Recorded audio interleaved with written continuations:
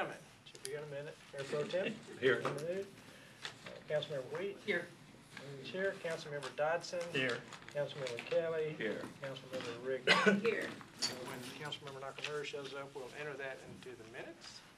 And we just have basically two items on the agenda today. First is discussion and follow-up regarding the city multi-function center. Adrian's going to start. Good evening, Mayor and Council. I'm going to kick us off this evening and provide a little bit of overview and then hand the reins over to Lisa to lead you guys through some additional information. Go. All right. So I'm sure everyone recalls, but for those that are new to the discussion or that might be listening, I want to kind of provide a where we've come from and where we've been and where we're going type context to this discussion. So of course we adopted our new master plan, our Parks, Recreation, and Open Space Master Plan in September of 2018. That was a whole year-long process with citizen input and discussion and dialogue, lots of meetings with the Parks Board, the City Council, got a lot of great feedback, and in that master plan that was adopted, it was identified that there was kind of a desire in the community to explore whether it might be appropriate or there might be a need to look at a potential multi-generational facility.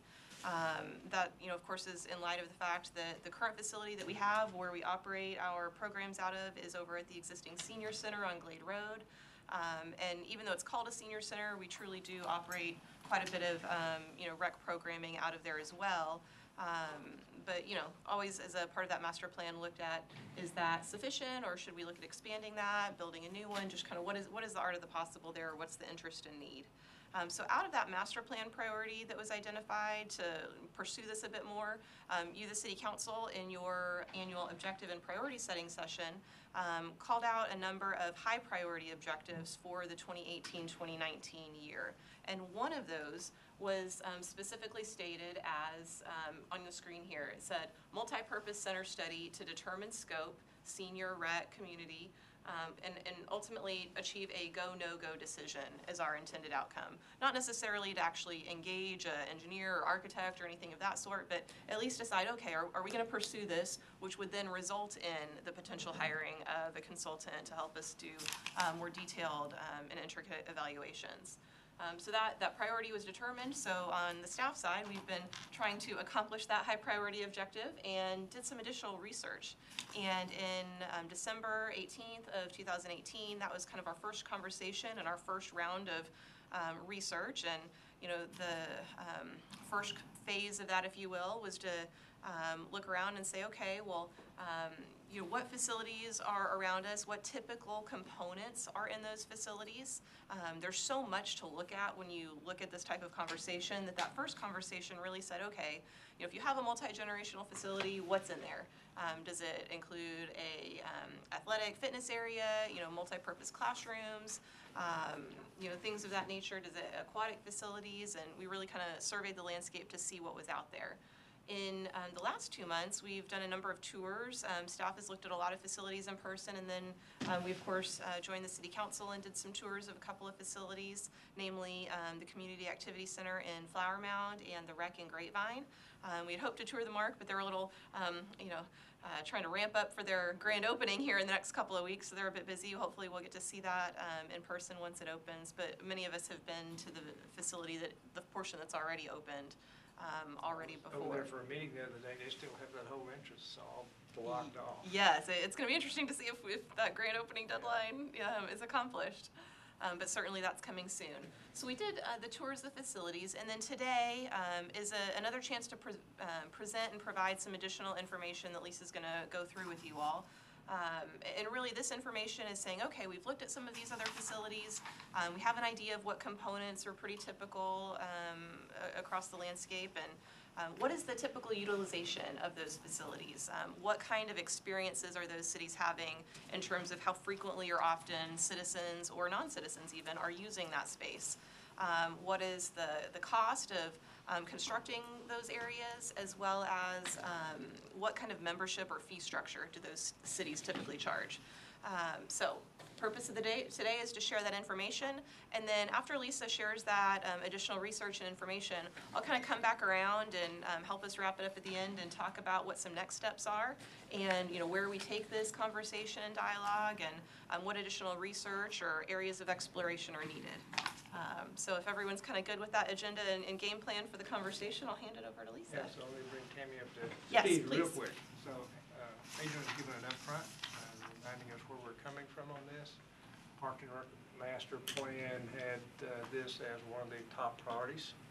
And so we said as our council agenda this year as an objective right there, just to determine the scope and whether we would have a go, no-go decision. That's it. So we're now in the homework phase, and so Lisa's going to present some of the facilities that we toured and what do we find out. When you say go, no-go, Do- we're going do to we- decide if we're moving forward, is that what you're Yeah, saying? do we decide that we're going to move forward? And so that's a lot of work left. That means the whole thing got to be designed and cost figured out and what we're going to put into it. And this was citizen driven whenever we were going to do the meetings, pretty much, that they had asked for this to be looked at. This wasn't something that we just came up with out of the air. It was Yeah, that's why I citizen-driven. wanted to reiterate, it's coming out of the Parks and Recreation Master Plan. Right. Which had a lot of Whenever we had those meetings and workshops and stuff, people would come up and talk about it. Yeah, Okay. certainly there's quite a bit of public engagement, whether through workshops, surveys, Yes. different Okay. tools there. Okay, thank you. great. Hand it over to Lisa. Okay. Good evening, Mayor and Council.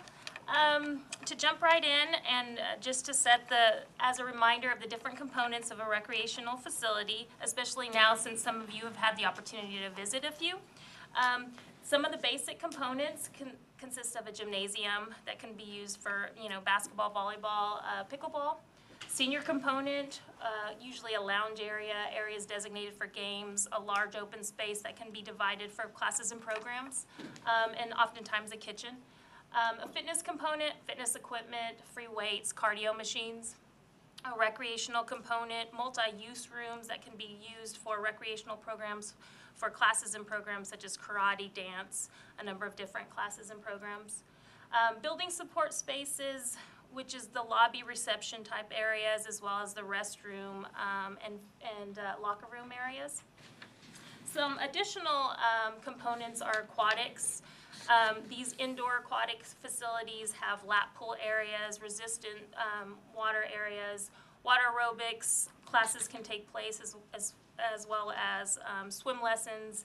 They also have like toddler splash areas and things of that nature for the indoor aquatics, indoor tracks for walking and jogging, and game rooms for billiards table, table tennis, and foosball games. As I mentioned in the first presentation, many of our surrounding cities have either built a new facility, are currently building a new facility, or have renovated their current facility. And this chart shows the surrounding cities, their population, the date of their project, the cost of their project, and the square footage and size of their facility.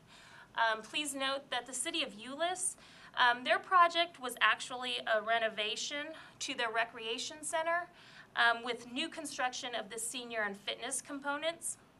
Therefore, the cost of their project was lower than the other projects that have taken place in the last 10 years.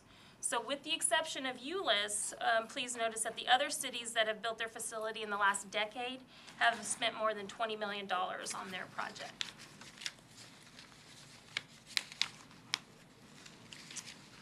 This next chart is the utilization and membership totals of the facilities of our surrounding cities. Every city does their memberships a little differently.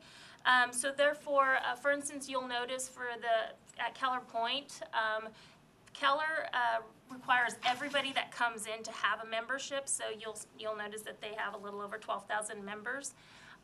The Flower Mound number is actually the number of day passes that they sold in the last fiscal year. The rest of the other memberships really depend on, they have individual and family memberships as well as resident and non-resident memberships. So those are the different classifications that they usually have. The family memberships, those numbers can be skewed a little bit, because typically the family memberships are usually one membership, and that can include up to 4 people, 4 to 6 people oftentimes, so that number can skew the numbers a little bit. Also on this, please notice that among each city, the majority of memberships are residents for each respective city. So the majority of the utilization of each facility is used by the residents. This next chart shows the membership fees of the different facilities. I have highlighted the Lifetime Fitness. So everybody that comes into Lifetime Fitness to start up a membership is required to pay the startup fee of $350. For an individual, it's a little over $1,000 for a year. For a family, the membership is for 2 adults and 1 child is a little over $1,932. Now, the other memberships at the recreation centers, again, that can be made up of a variety of different components, meaning that one family membership is up to 4 individuals that live in the same household and doesn't necessarily need to be made up of kids and adults. Whereas if you do the membership, family membership at Lifetime Fitness, it is geared towards 2 adults and a child, or, and you would have to pay it accordingly with each additional child.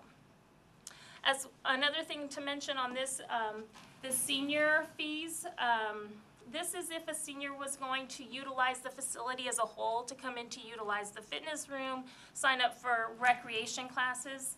If a senior was going to use the senior component of the recreation facility, it would be free to the residents of those cities. Although, one thing, Keller Point and Flower Mound have separate facilities for their seniors. So if a senior were to come into those 2 facilities, they would pay those fees. For instance, South Lake, which has a very nice senior area now, before the rec center's done, I was surprised when I was over there when they first opened it up. It's free to anybody. We can, But is it free? It's free. Is it free? It's free. Well, To it's free to walk in anybody, the resident, door. It's non-resident? free to walk in the door, but somebody has to pay for it. No, that's what I was surprised at. Me, a Colleyville resident, Can go there can free. join South Lake Senior free. I'm not paying I taxes. think but that they're solves paying. the situation. I Oh, think and so maybe too. Richard it's and free I to are- you in another Colleyville. bus. They're paying for Line it. up. Oh, yeah, no, but I meant, there's not a additional fee beyond the taxes that somebody's paying for the facility. So I just wanted to point that out, because they got down here, these fees are for the use of the recreation component, but a lot of them, in Grapevine, I think is the same. They're connected, but they have the whole senior facility down along the hall connected by roads. So they have to pay to join that. As the seniors Yeah. at the rec, if they're residents, they could use the entire facility Yeah, for they're free. free for everything. That's true. They already do that. So they don't have any.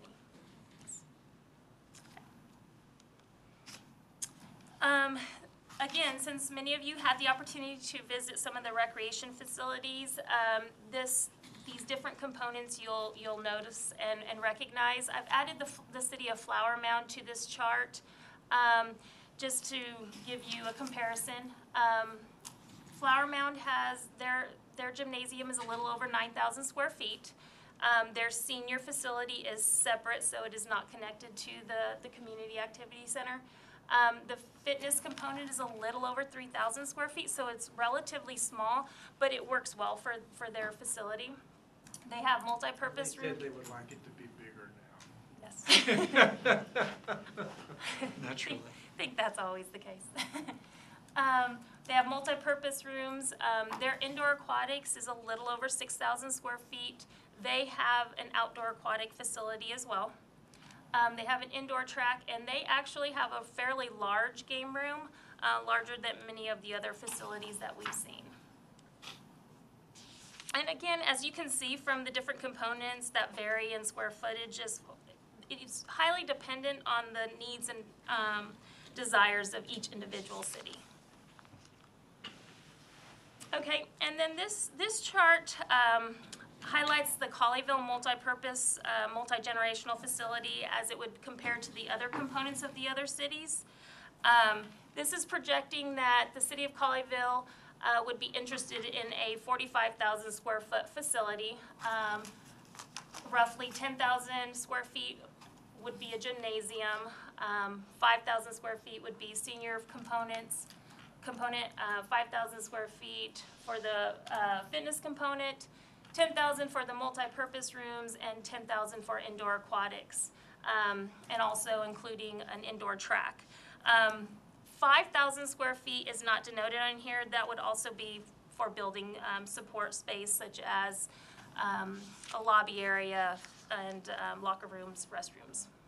And Lisa, when you were doing all this research, you had initially projected that a $45,000 standalone square foot facility was kind of the gauge of where a lot of folks were recommending. And as we looked at population versus square footage of some of these other cities and started to see how those numbers fill out, it seemed to kind of tie with what you had found. Correct, yes. The 45,000 for the size of our population would accommodate our Now, somebody on population. all these discussions thrown out a benchmark of like two square feet per population.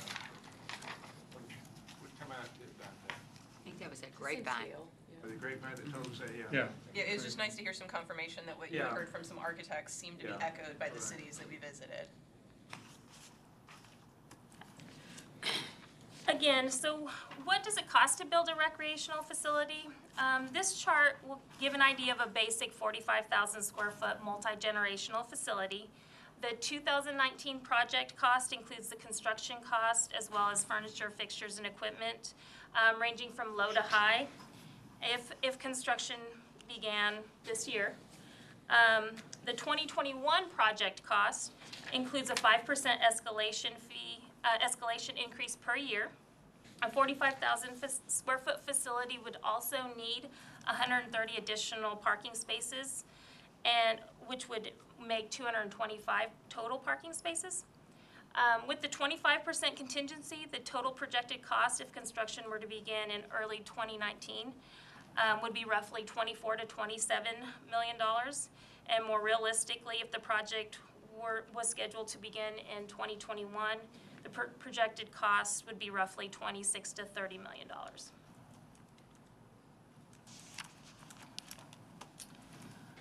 Finally, some potential funding options for both capital and ongoing operating costs could include the CEDC, which could be utilized for both capital and or operating costs, anywhere between $800,000 to $1 million annually. The Voluntary Park Fund, which could be utilized for the capital costs, which we currently have $1.1 million in there. The Parks Tomorrow Fund, which could be utilized for capital costs as well. We currently have a balance of $1 million in that fund. The Parkland Dedication Fund could also be used for capital costs, and we currently have $1.4 million in that fund. The TIF could be used for capital funds. We currently have $5 million as a placeholder in the current 5-year plan. And then finally, the general fund could be utilized for operating costs, definitely dependent based on how the election goes, or the voting and all that goes with that. So this is the information that I was asked to bring forward, and if there's any further information that you would like me to research, I would be happy to do so. But with that, I will be happy to pass it over. I had a meeting over at Richland Hills, the mayor's council, late last year.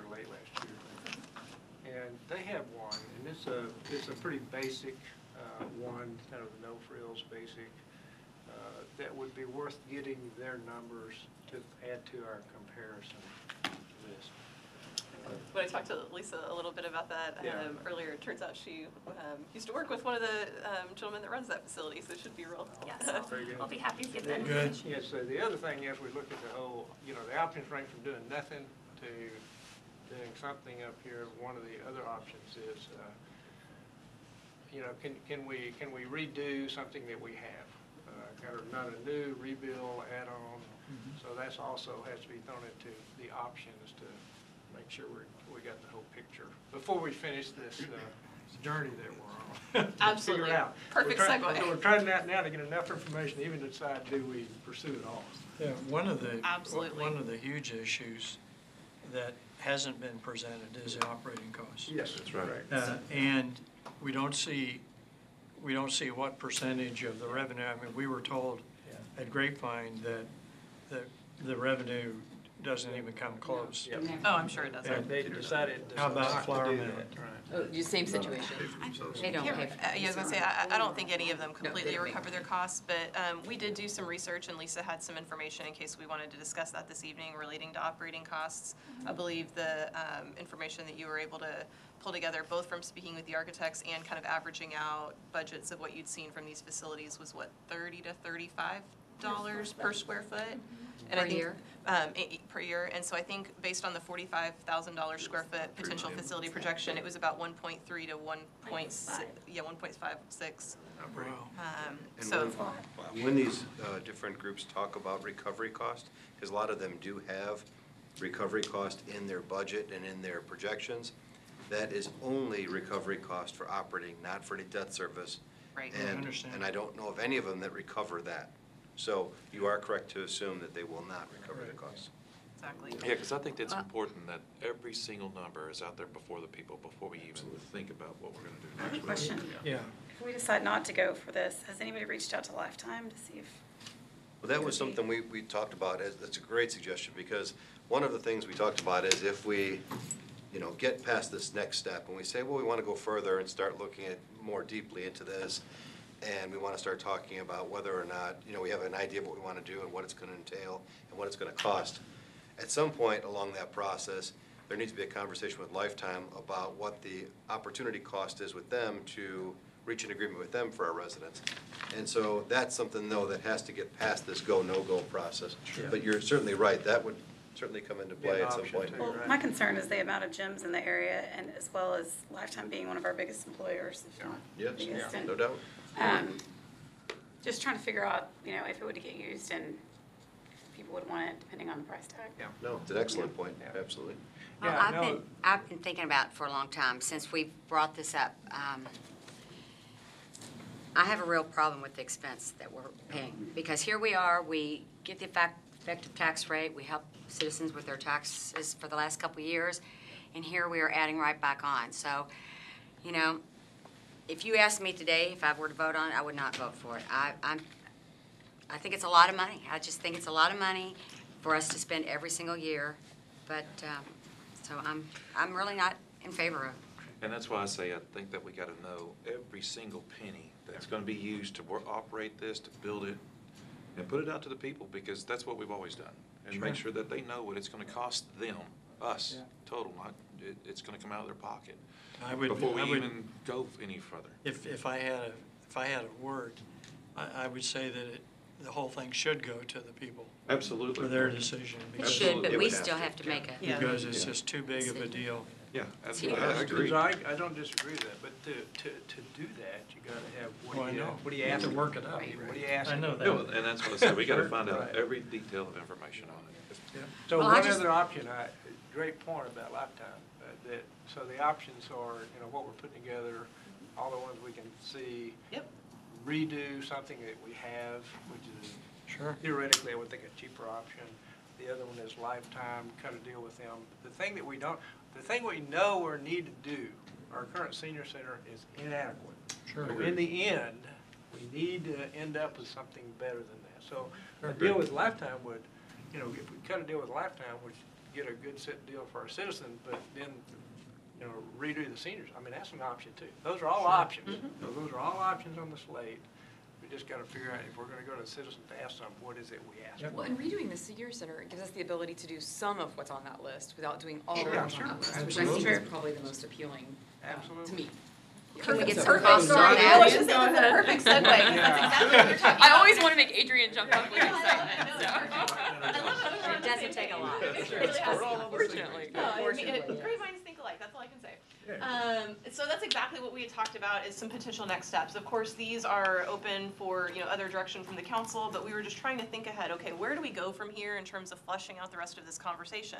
Because it is trying to get all of our ducks in a row in terms of research to figure out, what do we take in terms of potential next steps.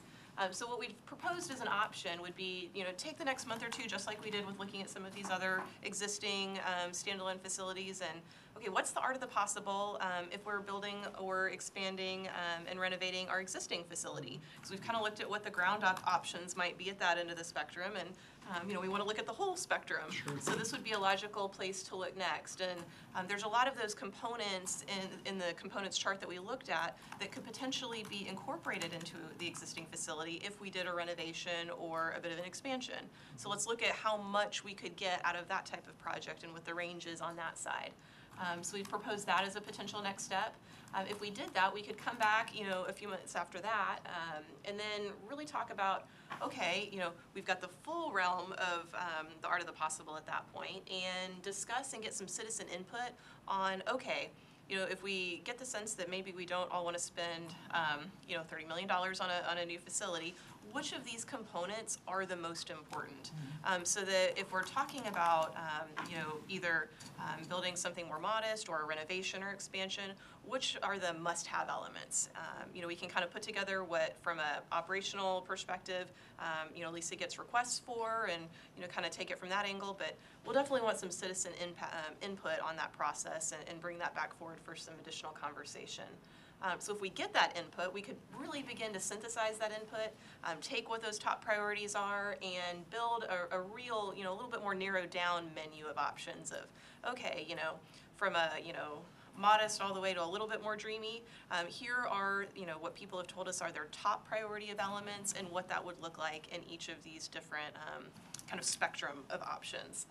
So we could take it to that point, and then once we have all of that information at our fingertips, have citizen input, have a little bit better grasp of what the priorities are in terms of components, only at that point do I think we would be really at a place where we could have a decision or a conversation about, okay, are we really comfortable having that no-go decision and discussion.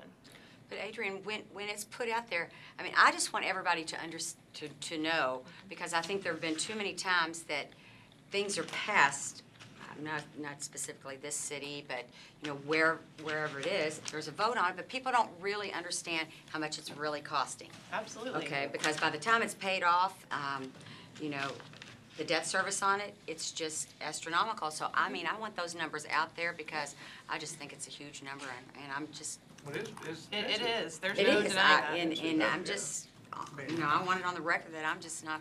I agree with Want you. to spend it. I do think that we do need to do our homework because we were asked to do it by the citizens. A lot of people came to those committees and those workshops. It was amazing. I didn't think that would be one of the top priorities. And then when we got all the data, that was one of the top priorities, and we're doing the homework like they've asked us to do. So I think it's worth doing the homework and getting the numbers, and you're right, it's gotta all be presented out there. And say, Because a "Look, lot this of is what times it's gonna not cost presented in a way for them to really understand what's So, being But given. we've been good about that. Hopefully, we demonstrated that this council is not gonna make any financial decisions without being completely transparent, straight up above board. The citizens are gonna know exactly what's going on, and we're not gonna do something citizens don't wanna do. Absolutely. Well, I- right. That's my position. Because it all sounds great. I would like to go for the top level, okay, but Yeah. again, nothing's free. Somebody's got to pay for it, and, I'd like to see the operational costs as another page. Because absolutely. But I think in those workshops, that's what we put up on the boards, just like we did the last time. This is what it's gonna actually Oh, I cost. understand. Because Well, just it's like exactly about what $1 you're saying, million. that Yeah, is a right. big To deal. $1.3 million to $1.5 million. And we'll That's a lot of definitely money. include that as we I think begin to that's- build out the information. The greatest compliment to this process is that this council is looking at something that they may have reservations about because it's something that came out of a citizen process. And so we're taking the time and putting the effort, at no cost to us. This has been done internally by our staff and a little bit of our time. And we're doing so even though we know that there is a lot of trepidation and a lot of concern, and it may not, at the end of the day, be something we can do. But we're taking the exercise seriously and considering all the different options. Well, because it looks good on paper. Ooh, that looks good. I want one of those. I want one of those. course. Until you know, because right now, we're fighting for them for their taxes, okay? We've done a good job for the last 3 years, and, you know, just to add that back on top of it is just very concerning to me, and I'm just not for it. Yeah, well, the way I view Colleyville, I mean, all of this is we're a quality city, citizens want a quality city. What is a priority to them to have a quality city? And so looking at some vision ideas, which this is one, makes sense. Doesn't mean we're gonna do it, because I agree with you, we're not gonna do anything that's financially unwise. Correct. It just- Because if we have We all a know that, yeah. 9/11 or whatever happens again, then, you know. But I don't see any scenario where you could, just to clarify, I don't see any scenario where you could go forward with this concept without a vote of the people. It's not possible. So I agree. anyone who implies that that's potential, I think is off base. There's no way. And you know, as bad as the senior citizen place is down there, we could, it still can be, it's got good outside structure bones. Sure does. That could be added onto it. It might be something else we look at and go, look, this is what it costs for a senior, a brand new one, operating costs, and this is what it costs if we revamped, and here might be our idea. What do you, and neither one of them may pass, but at least we're giving them the options because they're Gym just in and, yeah. yes, a couple more things. and Expand the room. Make a huge difference, yes. Well, and anytime you put, they told us that down at Grapevine, anytime you add water to a facility, you're, just add a few zeros on the end every year. That's the truth. But, you know, a lot of people want something, want parks in this city, and that's one thing that we really have strived hard to do. And that park place where the senior citizen place is a fantastic place, and we need to do something with it. It's beautiful. It's hidden behind. It's hidden. A lot of people don't Yes. realize it's there, but it's Yeah. a wonderful piece of property. Agreed, I agree. Piece of property. Well, at the end of the day, I think we can meet the needs of the citizens if they need a place to exercise and spaces like that. If we did, you know, even a smaller scale, like we were talking about adding on to the senior citizen, or senior center and Lifetime or something, as long as we can meet that need, I don't think it has to be. And I think it's How about good to those have it businesses? geared towards our seniors Great too, because they like to considerations. play pickleball all the time. You know what, that's a Very big popular. deal, really. Sure. You know, somebody that's gonna It's pay wonderful. My mom. Yeah. She loves pickleball? What is it? I don't even know what that is. It's like small tennis. Paddle, yeah. Oh, small tennis. Tennis on a small area with a small. Use a less lively ball, right? Yes, and a paddle. And it's very linked. It's very popular. Yeah. It's very popular. She's adamant that Colleyville needs one. She does not live here, remind you. When she visits, she She's wants. adamant that we need one. And our elements around here in Well- Texas, let's be honest, it's hot in the summer and cold in the winter, so be able to put them inside. Well, thank you very much. Okay, Thank you, wonderful. Adrian. We will Very move nice. forward with some of that additional Yes. research and be back in front of you guys Absolutely. in the next couple of months. Very good. Thanks, Adrian. Thanks, Lisa. So our Yeah. next agenda item is discussion and structure of the Colleyville Tree Board. And so this came about really because so in your packet, if you looked at it, review a little bit the background of the Tree Board. Tree Board was created in 1998. We did not have an arbor. Yeah, I signed it. House member. In 98, consists of 6 members, 3 of which come from the Park Board, and 3 of which come from separate organizations. At that time, it was Colleyville Proud and Colleyville Garden Club. And so in '09, I think it was, the ordinance was modified because Colleyville Proud moved to Keep Colleyville Beautiful, I think. And so the ordinance really was minor modifications. It was, the membership remained 6, remained 3 with the Parks and Rec Board, and then remained 3 outside, but it went to Colleyville Beautiful and Colleyville Garden Club.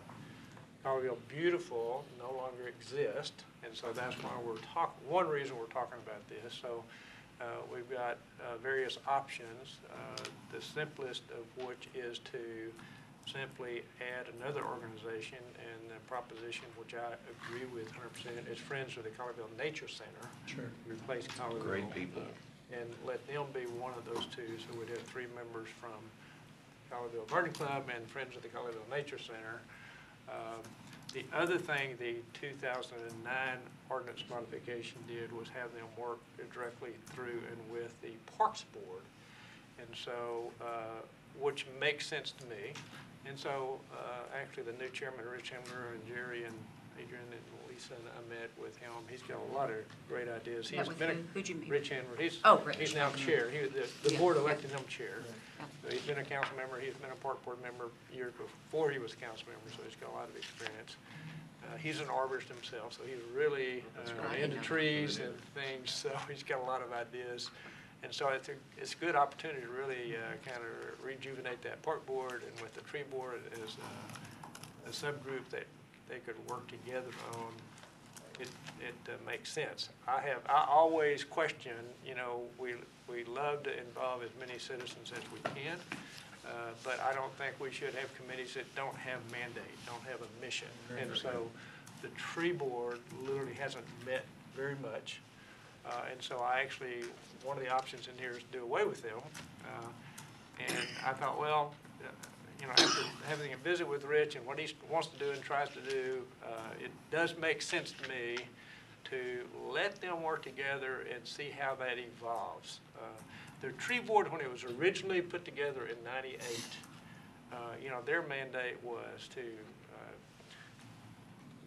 overview the public areas, the right-of-way areas with trees, et cetera, et cetera.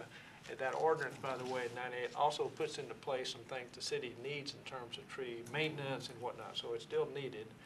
But as the city evolved and staff and got arborists, kind of the need for them to do some of those things kind of went away. I think that's one reason they haven't met in so long, but I really think that it can kind of recharacterize itself, because I think we're all very supportive of trees and open areas, and how do we support and manage those. Should the city forester be part of that? Well, so I wanted me and Adrian talked a little bit this morning, because we all know Caleb, right? Caleb's our arborist. Sure. Caleb's in the development department. So he does development So part of the work. conversation Mayor and I had this afternoon, Ben and I had this morning actually, and we'll of course structure staff liaisons or facilitation of different board groups, to accomplish the council's vision, however we need to. We're completely flexible on that end.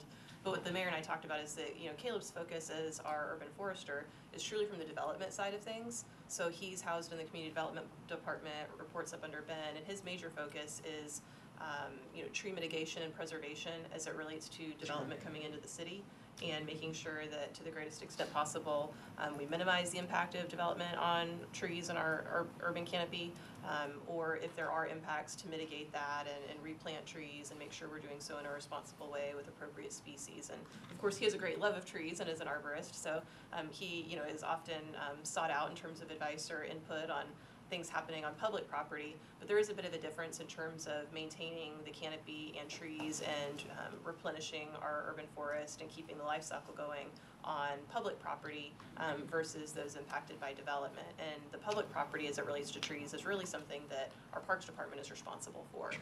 And we're also fortunate in the fact that we do have more than one certified arborist here on staff. Our park supervisor is actually also a certified arborist, Chris Hayworth. That's right. So there is resources, and we'll certainly respond to helping these boards accomplish their mission however we need to on our end. But there's certainly a little bit more resources than I think most people realize. It's good news. So I wanted her to say that, because Didn't know that. on my own, I would not have said we had another arborist in Park and Recreation. So there's resources that make a lot of sense that, yes, they need to be involved. I think they will involve them. They don't need to be on the board. No, I didn't. Yeah. I misspoke. Let me ask you a didn't- question. I didn't mean Adrian. they'd be a Yeah. member. That wouldn't be appropriate. Is Caleb privy to all the new development, like when a new house is started? Does he go by and? Yes. Okay, because I want to I did not know that he did that. I'm glad Yes. that we had this discussion, because I know Jerry's tired of getting texts going, Jerry, they're cutting trees down over on such and such. Are they supposed to be cutting those trees down? So Yes, and then- he checks out each one of those. I'll is say that- Caleb actually, Yeah, a lot of those he cases probably I'm dealing spends with as well. more time in the field doing all of those on-site inspections and monitoring and making sure that folks comply with the tree surveys and the commitments they've made in their development applications. He spends the majority of his time out in the field. Okay, so he goes around and makes sure that the builder is not taking those trees down It's and, the core focus of his job. okay, all right. But he would be involved early on in the process. So when a permit comes in, he's part of that review process. And then when the construction is taking place, he's out in the field making sure the tree protection is in place. Okay. The fence around the trees. And then afterward, he goes out and makes sure that the mitigation has taken place and trees have not been taken down that were supposed to be preserved. And so I'll be involved in that process on occasion, because sometimes I'll have a party will call me and say, you know, here's the enforcement that's being taken, I have questions about how it's being applied. And so then I'll sit down with Caleb and go over the plan with him, and then I'll sit down with the resident, go over the plan with them, and explain it. And more often than not, though, he's been engaged for quite some time. It's just a matter of helping translate. That's wonderful. Because we need him now more than ever with all the redevelopment. I mean, that's, Absolutely, and there's a lot of lots as we do more and more infill and more tear downs. There are many lots that have a substantial amount of trees that when there was a small house on a lot were not impacted. Right. And when that house is demolished and a new house is being constructed, now is much more impactful to the lot. And so it changes the dynamic, and some of the trees are, at various locations, are higher quality trees than others. Some are, preservation worthy, and some are scrub, but he's the one that makes that determination. In that chapter 5 of the LDC that we just went through and updated, that's kind of his Bible. Absolutely. Yes. Yeah, In fact, that's great. we've already identified a potential change from what we adopted previously as far as definition of heritage trees. And so from that process, we're all learning about maybe further changes we'll make as we go down the process as well. So if everybody tends to agree with the discussion we just have, I propose that we come in, maybe next meeting or so, with a modification to the ordinance to put Friends of the Colleyville Nature Center in there as part of the, it really is basically the only change. And I would propose that, let's take this year, see how they work together with the Parks Board and whatnot. If in a year they're really not doing anything, then I would probably ask again, do we keep them? I mean, because Parks Board, no, that's a good point. so, have we discussed it with Parks them? Board, no, well, I mean, just Rich, but I haven't met with the other. The Nature Center. But we would, I mean, if we were gonna. No, do that, I we was would. just wondering if we've already, talk to Ye- them. Yes, there have been some from the Friends of the Nature Center who would like to participate. Oh, okay. Yeah, I'm sorry, I Staff. misinterpreted what you were asking, yeah. that's why I Christine. thought you were on the do-away end of it, did you? No. Okay. Okay, very good. So, then that brings just, I don't think we have anything to talk about on the agenda anyway. I mean, we have a economic development discussion, and that's it, amazing. Why don't we just have the city council start in 10 minutes? I know we can't do that. 7:30. Because I'm hungry. Yeah, great. So we're gonna get out of here early tonight, I think. See what they- Very good. So if there's nothing else we need to talk about in this work session, I'm gonna close it. Very good. I can go ahead and open the executive session, so I'm gonna close this work session. It's closed at 6:12. And we will be moving into executive session in accordance with Texas Government Code, Chapter 551, Subchapter D, Section 551.071 Legal, Bye. Section 551.072 Real Estate, and Section 551.087 Economic Development. We are now in executive session. So, man, we're going to set records. And We're gonna set a We're gonna try.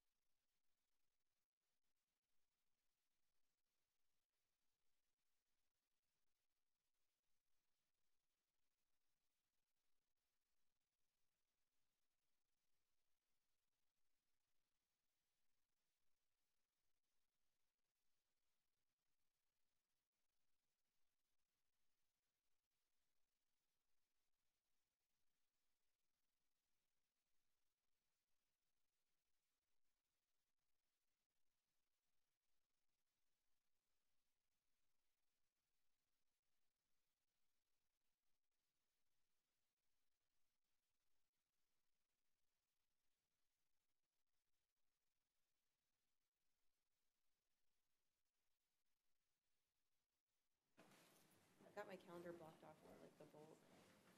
Calendar usually. Did you get a new computer? No, Same old. Okay.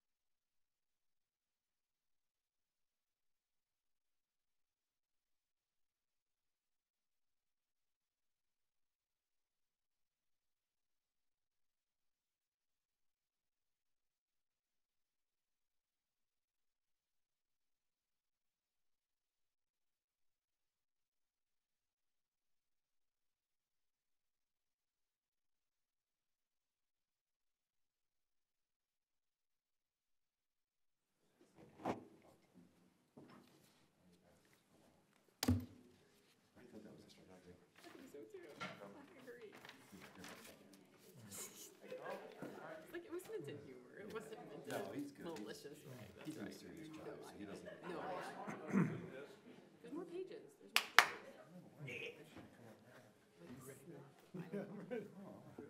It It will sure be. is. I know, that's true. What's wrong with people? You have to look, you should just find it. That's right. That's what, I mean, that's what Google and Amazon tried to do. They did everything. Is this the one you're on? Oh, there it is. I doubted you for a second. I didn't get one yet. That's it? I think that's it, Doesn't have the reflective, big reflective. Yeah, and it's gotta have a badge on it that says city manager. Yeah. No doubt about That should say council. That'd be awesome. We're here. 2 minutes. Yeah. Waiting on Tammy. I'll take Tammy one and of Whit. those. Don't worry. I think that was it. I would take one of those. Look more impressive. Such a short meeting, you would think they'd be It's a long one. ready to go. Suit check. Yeah. Don't miss it. Yeah, I was gonna say. This one, a lot of words is balls. That's it. That's why it comes in different colors. Maybe not, maybe the other one. Maybe it didn't have that police on there. See, this is what's wrong with people, they don't help us out. I know. Make us search. Mine has the chief's jacket. Take a picture of him, Exactly. Just go to the right source. to the top. Don't mess with him anymore. All right. Get all your stuff. Okay. Shoes, everything. Holsters, Yeah, I everything. know. Sure did. Balls is like the biggest in the nation. See who she is up front. Wait till later. Well, I'll see if you say who she is. An infant. in a squad, you wouldn't. Yeah, No, that's from the Reserve. Oh, okay, yeah, that's the whole thing. it's down here, I just didn't know. Oh, okay. Yeah, you may want to say something. Okay. Yeah, okay. I know you will. All right, George, let's rock and roll. You do too. You wear. Okay, it's 7:30. Ready to start? So I'm going to call the regular city council meeting of the city of Colleyville, Texas for March the 29th, 2019 to order at 7:30. We're now in session. Let me call the roll. Councilmember Nakamura. Here. Mayor Pro Tem Linda Mood. Here? Councilmember Wheat. Councilmember Wheat, I know you're here. I apologize. We see The you. mayor is here. Councilmember, I see you out of the corner of my eye. Councilmember Dodson. Here. Councilmember Kelly. Here. Councilmember Rigney. Here. Thank you. So we always open our meetings with an invocation, and tonight Ed Smith, counselor of the Bishop Church of Jesus Christ of Latter-day Saints, is going to open in prayer for us. Thank you.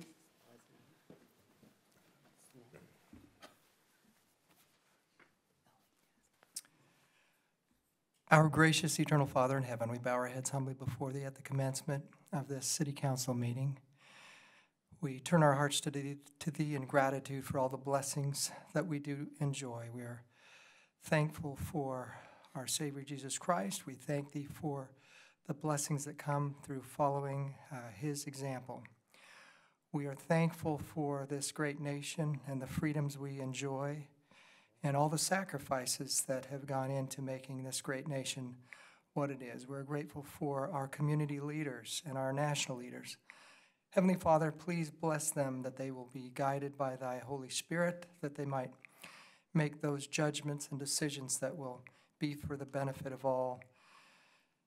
Herein, we thank thee for our servicemen and women and the great sacrifices they make, and for our police and for our first responders, and we pray that thou might bless them with good judgment. And we pray now that we might always be mindful of the great blessings that we have in this nation, that we might go forward, always remembering the sacrifices that have led us to the favorable conditions in which we find ourselves. And we pray now for these things humbly in the name of thy Son, Jesus Christ. Amen. Amen. To the flag of the United States of America and to the republic for which it stands, one nation, under God, indivisible, with liberty and justice for all. Well, Counselor, thank you so much for coming and offering that prayer for us. I really appreciate that. And I want to welcome everyone that's here and that may be watching. We really appreciate people coming and participating in what we do with the city. We have a short agenda tonight. It's really amazing.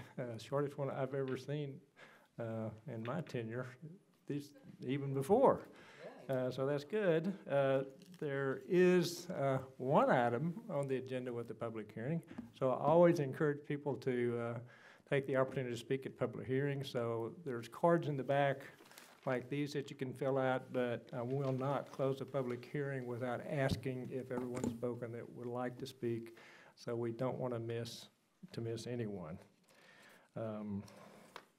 So we always have executive session immediately before this meeting, so we just came out of that. We do have agenda item 2. It's for the purpose of taking action on items out of the executive session, but we have none tonight. So we do not need agenda item 2. So we will go straight to agenda item 3, which is announcements, proclamations, and presentations. And we do have some announcements. I have a couple. I wanted to let the council and everyone know about a trip that Jerry Decay, Mark Wood, and I made last Thursday to the Capitol in Austin. We were there with the Tech 21 group primarily. We're a member of that group, the city is, and they're focused on mobility issues. But in addition to that, at the end of the day, I'd set up a separate meeting to meet with the governor's office, budget advisor and policy advisor on education reform, actually. So it was a great day. Our first meeting with Speaker Bonin, who actually gave us an update on the tax reduction legislation that was proposed and supported by the governor and him and the lieutenant governor. And I was able to tell him in that meeting in his office that Colleyville does in fact support the tax reduction legislation put forth by them. He told me he really appreciated that. There's not a whole lot of mayors who are supporting that right now. Then we met with Representative Terry Canales, who is the new chair of the House Transportation Committee. That was a good meeting. And then we met with Angela Hill, who is the Governor Abbott's policy advisor on transportation. That was a very small meeting. It was a great meeting. I was able to talk to her about Highway 26 project and 121 congestion that happens out on the edge of our city. Then following that, me and Mark and Jerry met with two of Governor Abbott's advisors. As I said, the budget advisor and the advisor on school finance reform. They gave us a very detailed overview of the governor's school finance proposals, and they do address the legislative items that we put on our Colleyville legislative agenda. That bill actually came out today, and so is now publicly being talked about. I think it has some good items in it. So that was a good trip. Second thing I want to talk about was we have set up, we had a conference call. When I say we, me and Mark, Jerry, Adrian, with a lady by the name of Maria Myers, who I've met a couple of times. I met first at the Kaufman Conference on Entrepreneurship, and then she was here this year in Fort Worth for Entrepreneur Week. And she's with the University of Missouri out of Kansas City. They've done some really good work on economic development and entrepreneurship. So we have set up time April the 1st and 2nd, 2 days for her to come down and meet with us and talk to us about ideas about Entrepreneur Center here in Colleyville, meet with us and perhaps the chamber. And we've already talked to the school and TCC about partnership in this area, so we're trying to flesh that out. So mainly want to make sure the council was aware of that. So we will have her at our work session on April the 2nd.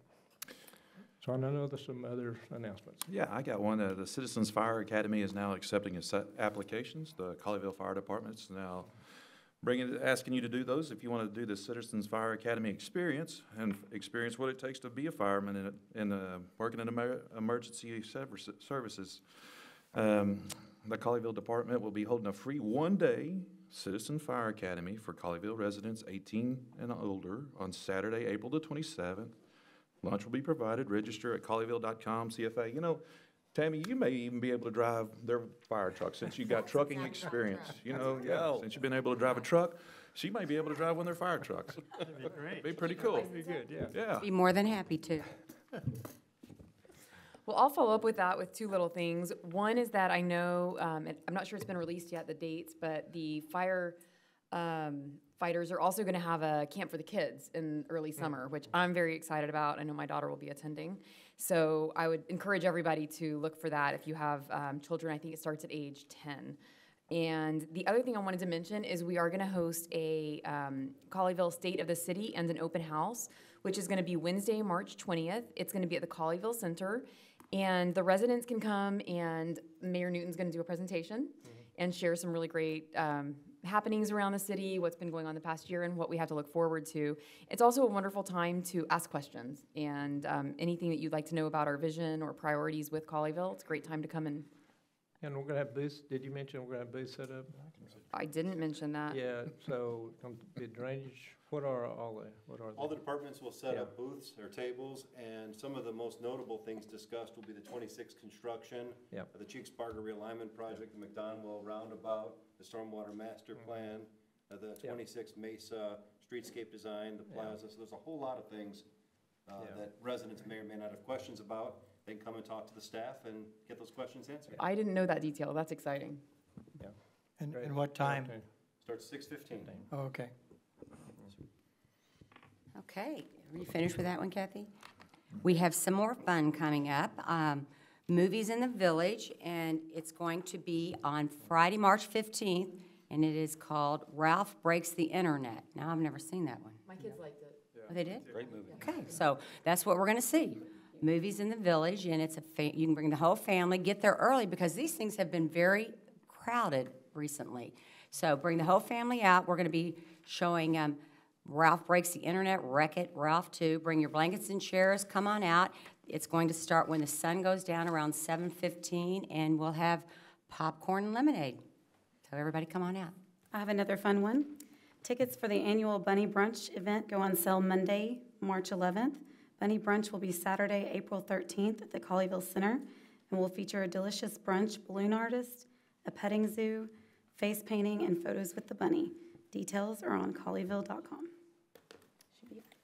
All right, and mine's not so much fun, but it is important.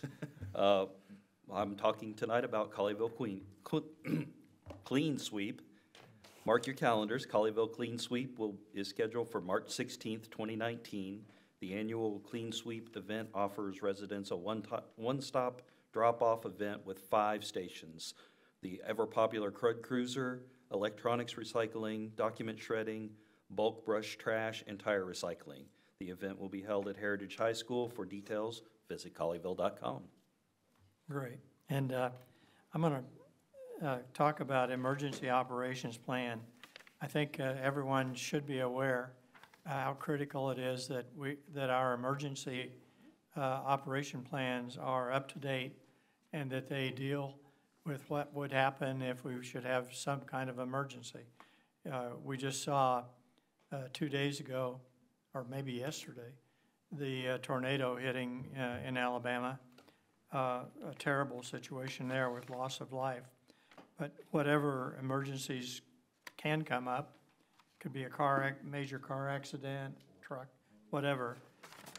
Our staff has begun the process of reviewing and updating our emergency operations plan. This effort involves looking at 22 chapters and a lot of detail by department across the entire organization. The plan was last updated 4 years ago in 2015, and the updating process is slated for completion by August with a presentation to the council, and then the final draft will plan to be approved by the end of this year. That's it. Thank you, George. I did want to, more somber note, offer my condolences and our condolences to the city of Keller and Ed Speakman's family. Ed Speakman was Mayor Pro Tem of Keller. He very unexpectedly passed away yesterday or the day before, completely unexpected. He's been in Keller for a long time and on the city council has done a wonderful job for them, so we're very sorry for that happening. So with that, we'll move something to more uplifting, and so we now have a presentation of a donation to the Colleyville Public Library for the 2019 Summer Reading Program. So if Mary Rodney and Pat Jones and Christine Glazier will join me, we will do that. All right.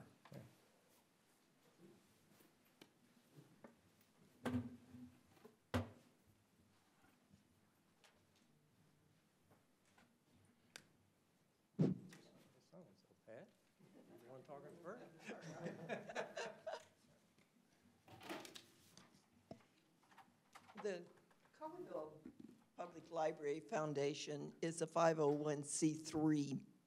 We raise funds for the library, and we've done this for a long time. In fact, since 2002, we've raised over $600,000. So it is an organization that has a purpose, and the purpose is to keep our library going. The first year, in 2004, we began the summer reading program, and it has been a fantastic program. And that year, in 2004, we got our first $10,000 check from the Glazer Foundation for the summer reading program. Well, this year, we are getting our 18th check from the Glazer Foundation for our summer reading program. We are so grateful for their generosity. It's been such a wonderful program for the children in the summertime, and they have they just love it, just like we do too.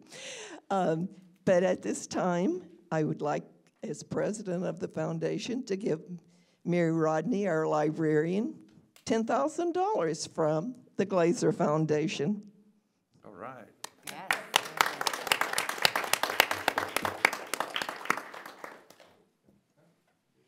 Well, I would just like to say a special thank you to the Glazier Foundation. Through the years, they have helped sustain our summer reading program, and we have been able to present hundreds of programs that have been attended by thousands through the 15 years. And we just want to say a special thank you to them. Our program would not be what it is without their support. I certainly want to add to that. It's amazing what a great thing that the Glazer Foundation has done for the city and for the library, and we very much appreciate it. So Christine Glazer is here representing the foundation, the Robert J. and Helen Glazer Foundation. So I have a proclamation I would like to present to you.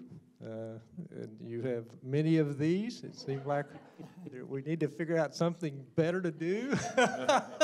Well, this is what I have tonight, and we mean every word that's going to be in this. And this proclamation pretty much well describes it, so I'm just going to read it. Whereas the city of Colleyville opened the Colleyville Public Library on November the 24th, 2003, and whereas the Robert J. and Helen Glazer Family Foundation provided a $5,000 grant for the purchase of children's books for the library's opening day collection in 2003, and since 2004 has annually provided a grant of $10,000 to the Colleyville Public Library Foundation to support the summer reading programs, and whereas developed and presented by Colleyville Public Library staff and volunteers annually, summer reading programs are theme-based to encourage community interest and enthusiasm for reading and learning, beginning with Elect to Read in 2004 and continuing through the years with superheroes, sports, music, campouts, boats, travel, a host of animals, and the upcoming 2019 space-themed program, 3-2-1 Read.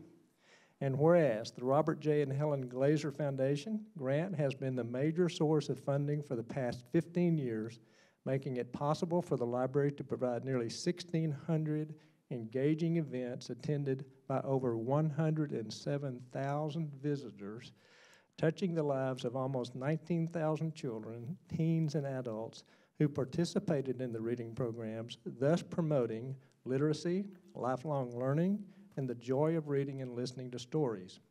Now, therefore, I, Richard Newton, Mayor of the City of Colleyville, Texas, on behalf of the City Council and citizens of Colleyville, do hereby recognize and express our appreciation to the Robert J. and Helen Glazer Family Foundation and encourage our citizens to join us in expressing our appreciation to the Glazers and to utilize the services of the Colleyville Public Library.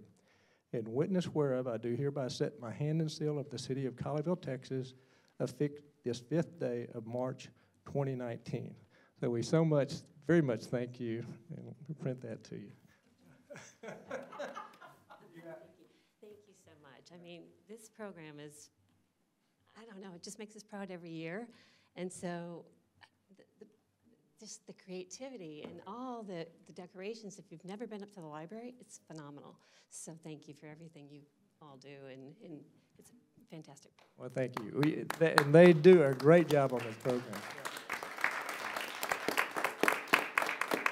Thank you. Thank you, Pat. Thank you, Christine, very much.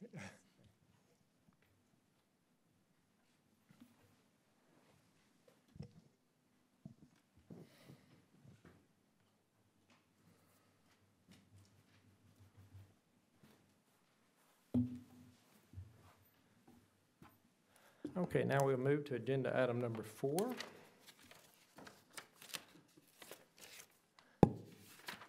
This is the consent resolution, Resolution R-19-4360, a resolution approving city council action under consent items at the regular city council meeting of March 5, 2019.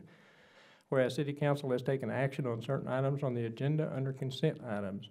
Now therefore be it resolved by the city council of the city of Colleyville, Texas, Section 1, that the agenda decisions approved by city council action under consent items as followed are hereby adopted. A, approval of the minutes of the regular city council meeting of February the 19th, 2019, and it is so resolved.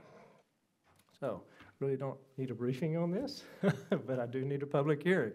I'm going to open the public hearing. Public hearing is open. If anyone would like to speak on this, you're welcome to. Not a lot to speak about, but so I see no one wishing to speak, so I'm going to close the public hearing. Public hearing is closed. Council, a motion is in order. I'll move to approve resolution R-19-4360. I'll second. Okay, I have a motion to approve that resolution by Councilmember Wheat, a second by Councilmember Rigney. Would you open the vote, please, ma'am?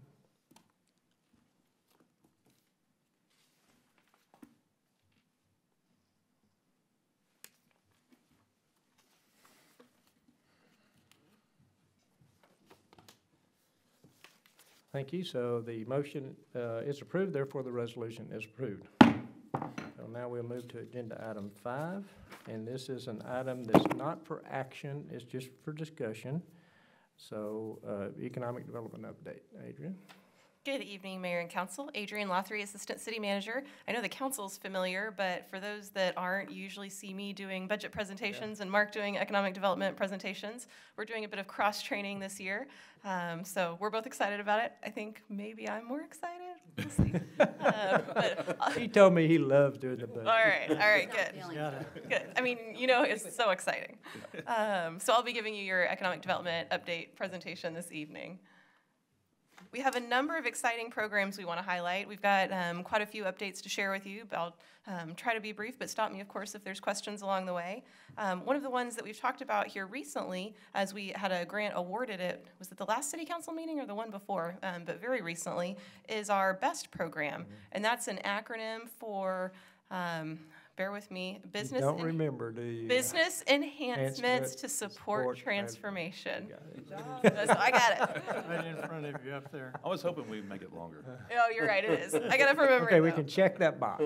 Yes. But this is a grant and incentive program put together to help bring about quality development and quality redevelopment and improvements to properties primarily along State Highway 26. Obviously, the road construction's underway. We have some vision and discussions that are going on to really make that corridor beautiful and reflective of the quality found throughout the rest of the community. And we want to help partner with our businesses to bring about a beautiful corridor, and whether that's improvements to building facades, improvements to landscaping, anything of that nature that is really going to help beautify that corridor are things that would be appropriate to consider in that program.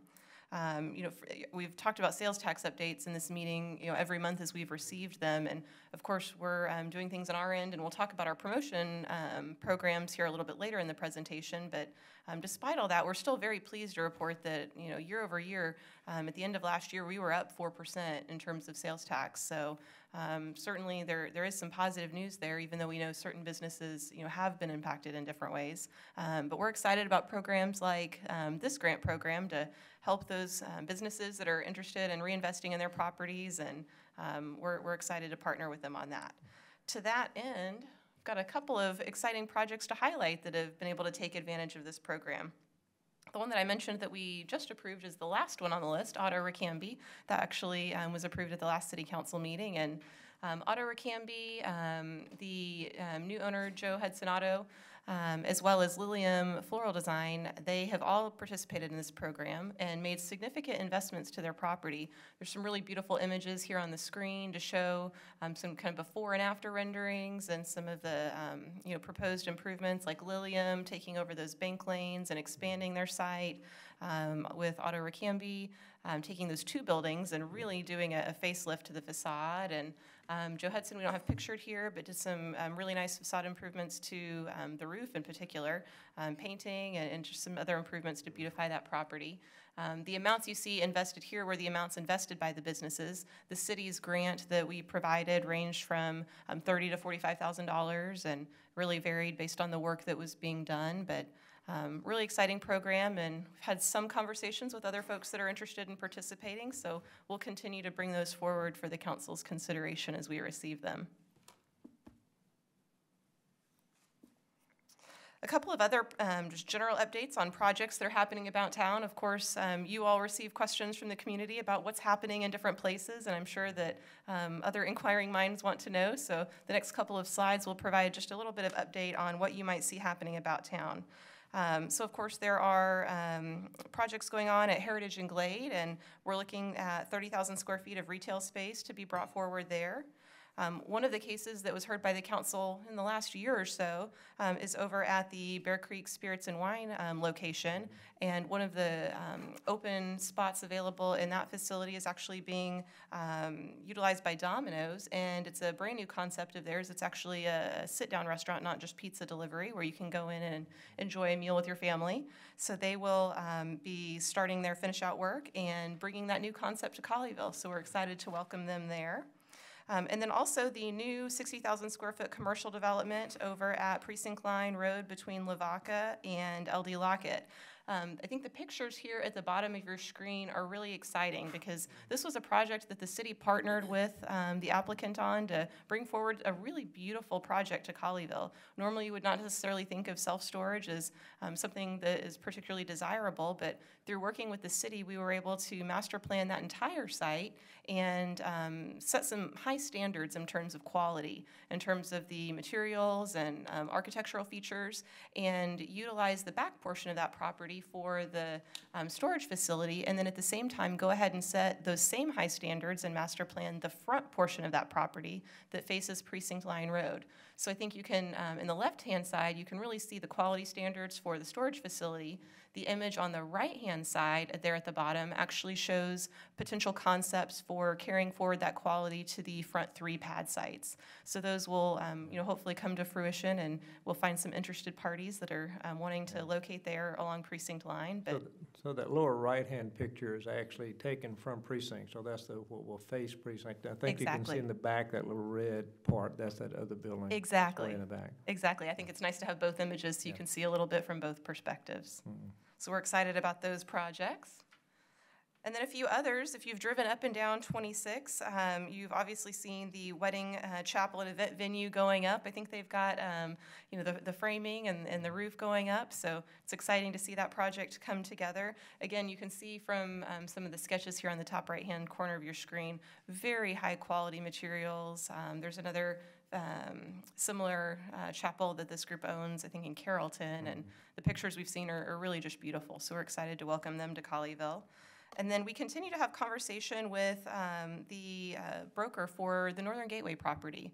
So continuing to look at options there to really bring forward something to the community that is not piecemeal in nature and really looks at that site from a holistic perspective. Mark and Jerry and I had a meeting with the broker there about a week or two ago and continue to facilitate that conversation and indicate the city's willingness to partner and see the right development really take shape there. A couple of other updates. Their site work has begun on the new retail restaurant building there at Longwood and 26. You've probably noticed it just there south of Longwood. So that's beginning to take shape in terms of site work. And then, of course, the Londoner, which is our other site here along 26, as everyone's very well familiar, has moved. We're excited to have them now on our 121 corridor, and obviously excited to see what will hopefully come to fruition with a very well-known national brand, looking at completely redeveloping that site here along 26. In terms of Southern Gateway, you may recall that Mark worked and developed a Southern Gateway study to look at, really bringing some nice redevelopment to the southern end of our community. And in complement, in conjunction with that effort, our parks team has looked to beautify that area. So you may have noticed some enhancements to the corner of Cheeksbarger and 26 there on the the southeast corner. Really, really nice there, enhancements in the parking lot there of the 99-cent store.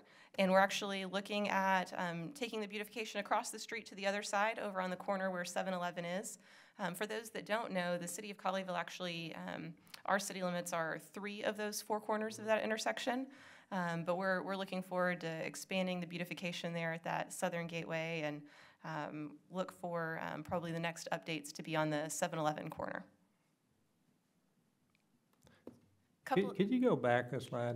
The picture on the left, I noticed that's a layout of the whole southern quarter, right? It sure is. And I unless you want to comment on it later, that represents an assessment that was done on the southern quarter. Yes. And every single site was in that assessment in terms of determining what's there, what could be there.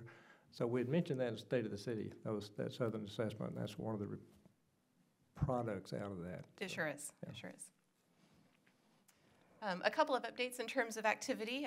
We will be, Mark and I will be attending the Society of Commercial Realtors trade show in April, and then the International Council of Shopping Centers in May. Those are opportunities for us to go and market the city and make sure that folks know what's available here in Colleyville and that we're excited to have them and let them know what exciting things are happening here in town. But we want to continue to spread the positive word, and we look forward to doing that here over the next couple of months.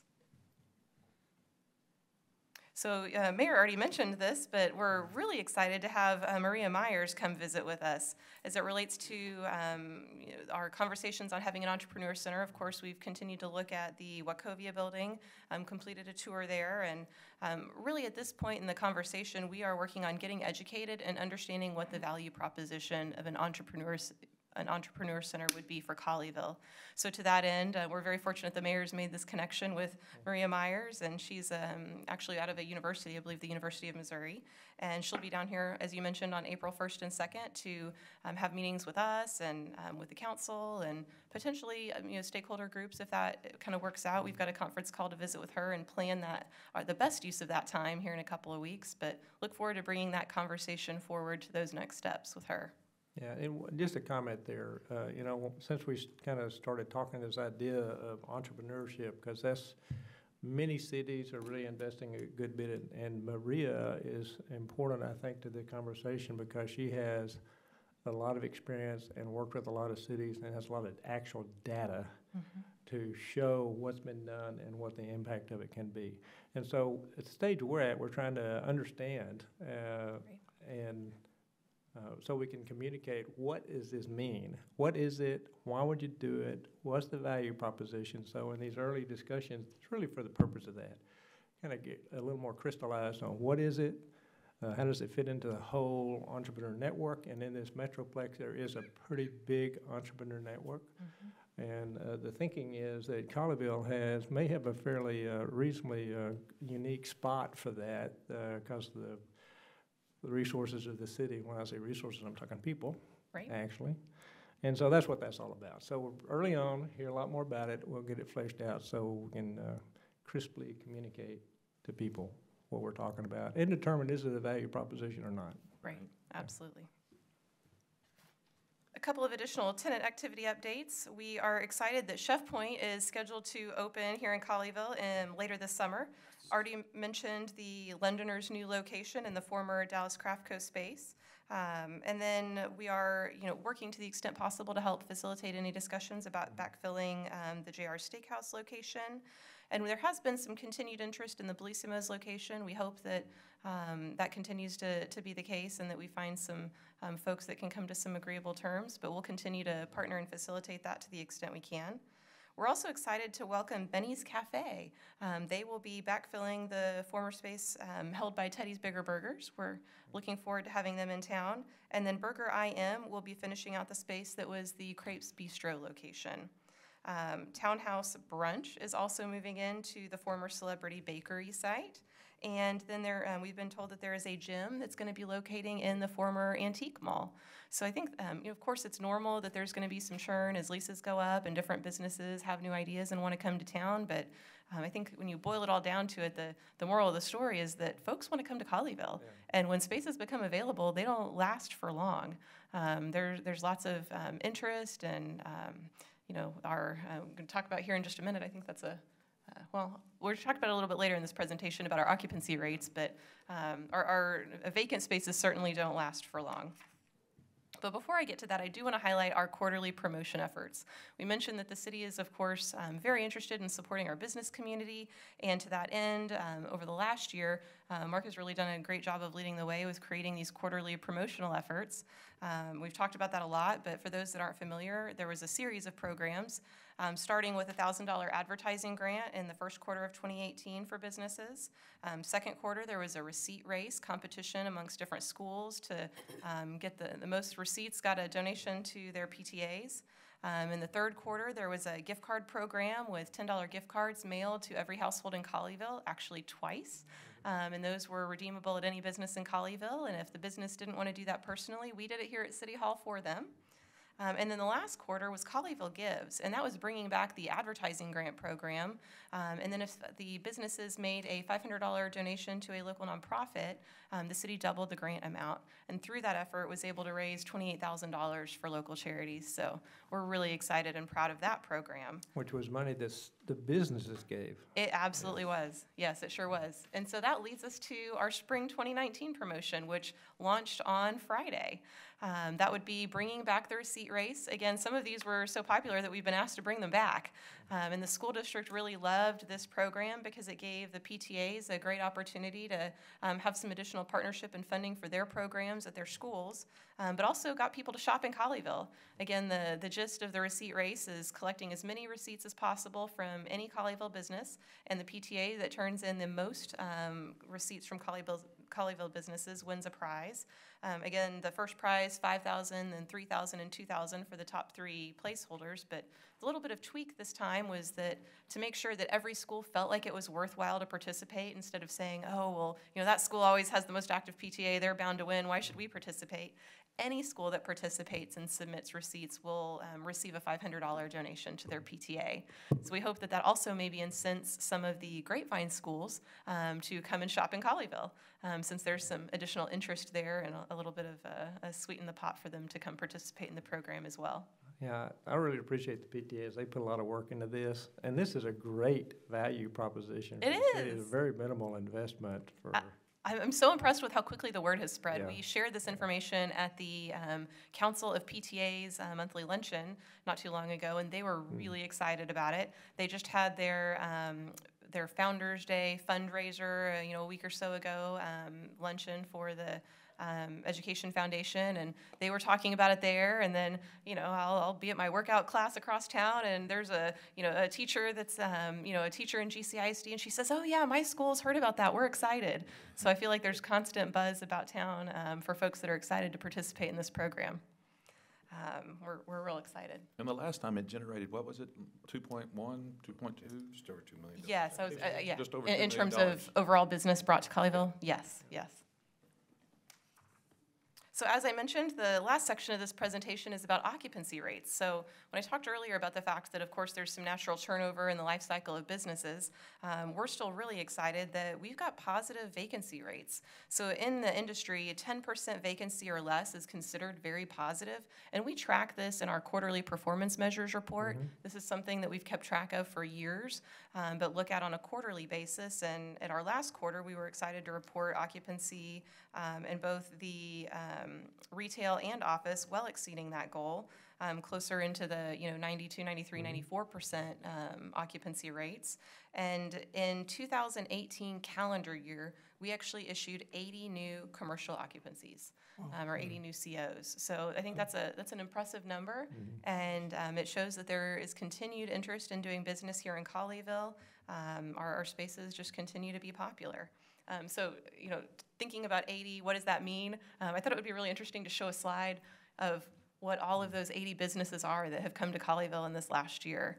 So you think about everyone that's come to town and, making new friends and new restaurants that you love to go to with your family, or new service providers that you like to do business with or visit. And we're just thrilled that they've decided to locate their business here in Colleyville. That's a great slide. Yeah, it is. It's interesting. There's 2 key parameters you talked about so far. The occupancy rate, we're at 94% for retail, and we were 4% year over year for last year for sales tax. So, right. How do you dimension that? So, our neighbor, Southlake, great city, great city.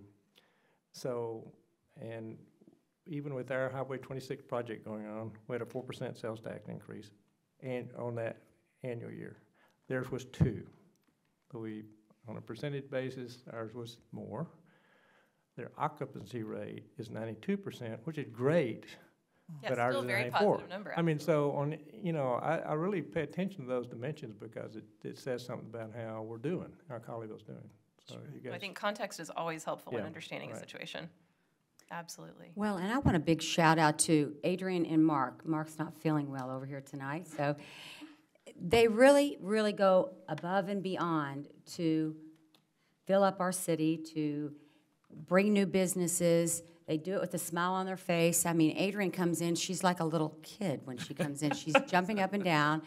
And we so appreciate you guys because you do and Jerry, you do a good job too, by the way. These 2 do it all.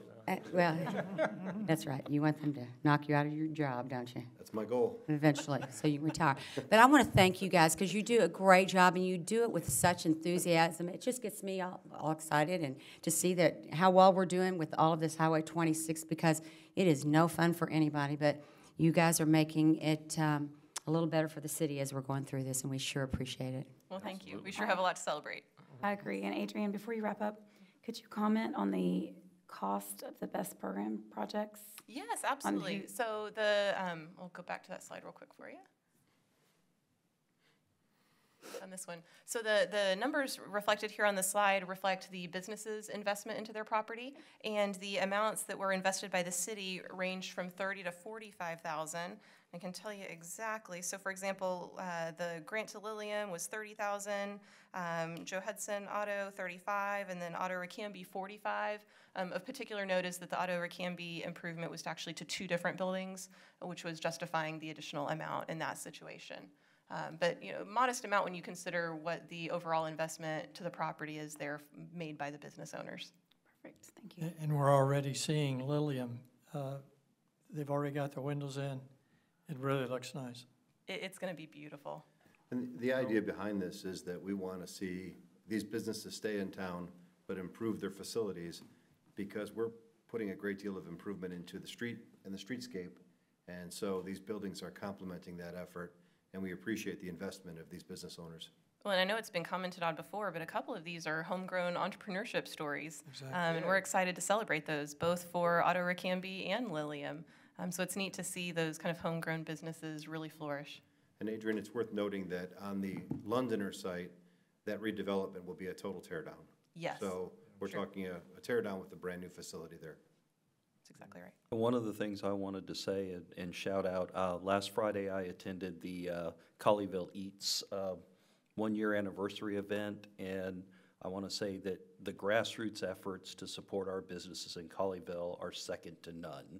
And I really, really appreciate those folks stepping up and leading the charge to support all of our businesses. Absolutely. Yep. Yeah. I think that wraps up my presentation unless there's any other questions. Yeah. So what we were just talking about, so you just outlined the things that we're doing to try to invest and create investment in the city. So, I mean, one thing we always talk about, look about, what's the value proposition. So of the best program you just talked about, so there was $110,000 invested for $845,000 done. So it's like a 13% investment. So, and we're going to be investing in the median. We're already investing a lot of beautification. So can you kind of comment on, I mean, so there's, it's hard to put hard numbers on all that in terms of what do we expect. But I think we are seeing results from that stuff and that approach. Do you agree, and how would you comment on it? It's multifaceted. On one end, the city is investing in infrastructure, and that infrastructure includes roadways and something as simple as streetlights and traffic signals and intersection designs. These are about facilitating the flow of traffic, but setting the foundation for this approach. But then we also have the city participation intending to enhance or even encourage the participation of businesses. And so in our particular case, we have businesses that have a desire to improve their building. We want to help them do that to even a higher and more exceptional level. But there's some business owners who simply are just transferring ownership. And so we want to have a conversation with them. Isn't this a great opportunity to enhance your building? How can we help? To facilitate a conversation that they may not have been thinking about. And the idea is to create an environment where we recognize that our residents and business owners invest in this community because it's an exceptional place. Yeah. And so the city should participate in making it look exceptional in that process. And our streetscape efforts, our beautification efforts, all of these things are tied to a general plan that wants to bring about a rising tide to elevate all the boats. Right. And so when we talked about Cheeks Barger in 26, why is that intersection being talked about? Because it's outside the construction of the 26 project. That 26 project will come with future enhancements to the median and the parkway. But the south end of town is outside that scope. So we're already thinking about what can we do there to enhance that so people know when they're entering Colleyville, even further south than the 26 project. It's about creating a sense of place and a sense of quality so that you relate to being in Colleyville and knowing you're somewhere special. Right, and I think too, quality and excellence are real key words for us and the community. It really struck me the best investment we made. The Rimby, who it's basically no customers walking in the door, and he was actually excited about improving those buildings. He didn't have to do that for his business. It's not going to make any difference in its business, but he expressed to us, and I don't remember if he talked about it publicly or not. He may not have, but he said, "Hey, I'm going to be the first one investing in that particular area to make my buildings look good, and I want buildings around me to look good." That was really a significant statement and thought process that he had. That we didn't ask him; he just said it. You know, business owners want to know that they're being treated fairly, and most business owners will work with you to improve the quality of their facility as long as they know that those who follow are also held to that same high standard, because they don't want to be treated unfairly. And so in Colleyville, our goal is to raise the level of enhancement to businesses to a higher level so that the investment that those businesses are making today is protected by the investments that come thereafter. And so we're going to continue to elevate that quality, and if the city can participate through incentive programs, if we can participate through working with them on permit issues or process, if we can work with property owners to even suggest ideas and architectural review, we're going to do all those different things to find ways to think outside the box. You know, one of the great things that was done earlier in this process, in one of our first best programs, was actually the second, was when the business was going to make some enhancements, and as part of that, they had an architectural design, and there was conversation about, why don't we ask them to do a little bit more on the monument signage to make the sign exceptional as well? And so as part of that discussion, you know, the council and the staff and the business owner had that discussion right here at the council meeting, and it was part of the effort to continue to seek ways to elevate. And I think that others now are going to see that we're serious and see that there's an opportunity and join in and continue to see our streetscape really be the exceptional corridor through our community that it's supposed to be. It's exciting. Certainly the goal. So thank you. I think the staff's done an outstanding job. We really appreciate everything you do. I know you guys work a lot of hours. We thank you. Council, have any other comments or questions? Thank you very much for that report. Thank you. Yep. Okay, we now move to agenda item number 6, which is citizens' comments. And we do have a couple of cards. James Day. Open Pardon? oh, you have to open the hearing. No, I don't. Yeah, okay. I don't know. James Day, 805 Shelton Drive, Colleyville, 46 years. Long time. Mr. Mayor, council members, I may seem a little nervous tonight, but it's not from being in front of you, it's from the weather.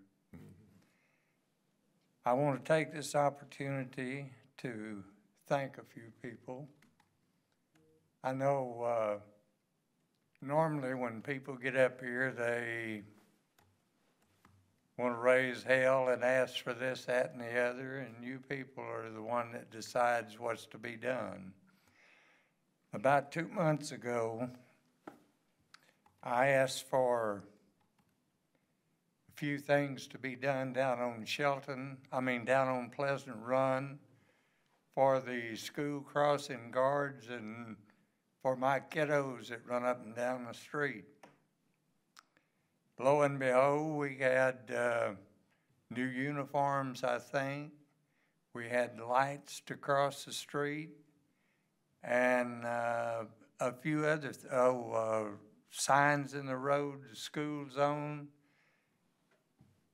You don't know how I appreciate that.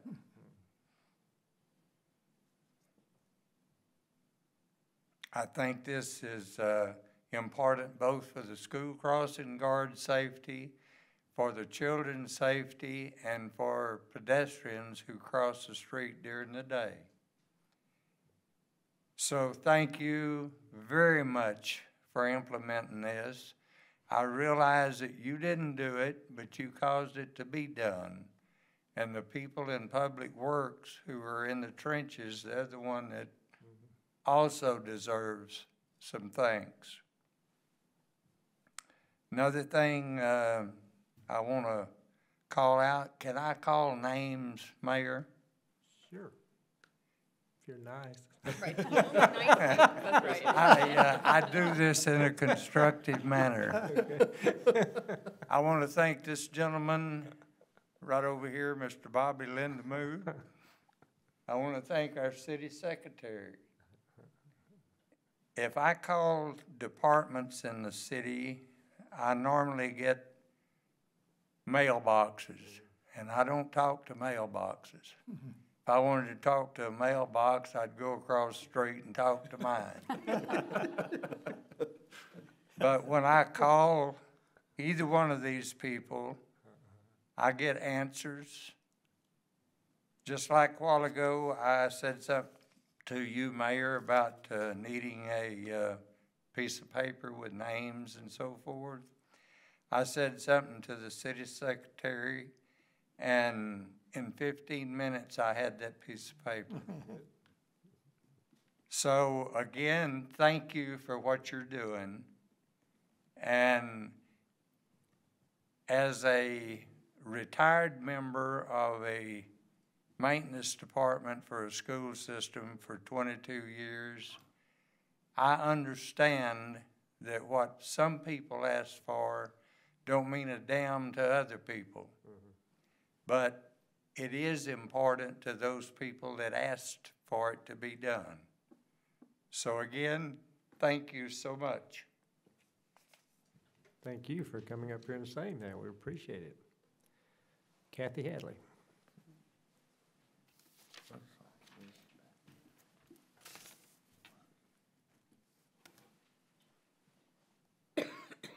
Kathy Hadley, 204 Timberline Drive North, to represent myself. Boy, I hate to follow behind him. Wow, that was great. First of all, I am up here often talking to many of y'all and others about things I see going on. I was up here today.